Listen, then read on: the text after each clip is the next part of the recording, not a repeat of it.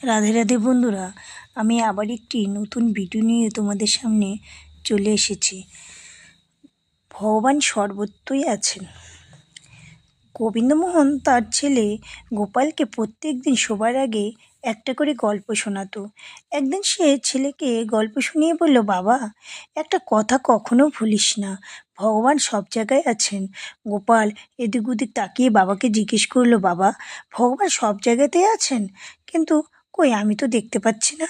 গোবিন্দমোহন বললেন, আমরা ভগবানকে দেখতে পাই না, কিন্তু উনি সব জায়গায় আছেন আর আমাদের সব কাজ দেখতে পান।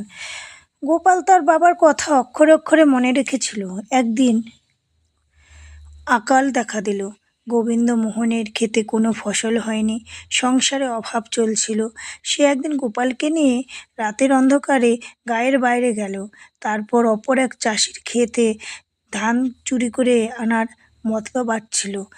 গোপালকে আলের মাথায় দাঁড় করিয়ে রেখে বলল, তুই চারিদিকটা দেখ, যদি কেউ এদিকে আসে তাহলে আমাকে বলবি।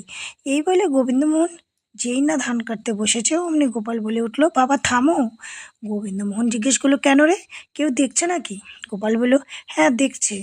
গোবিন্দমোহন জমি থেকে উঠে আলের কাছে চলে এলো। তারপর চারিদিকে দেখতে লাগলো, কিন্তু কই কাউকে দেখতে পাওয়া যাচ্ছে না তো।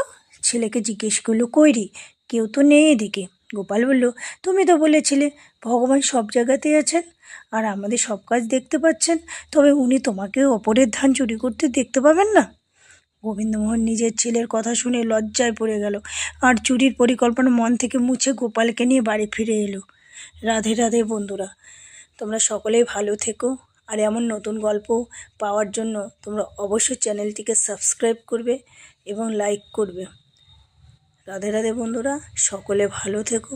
তোমাদের ভালো থাকায় আমার একান্ত কাম্য।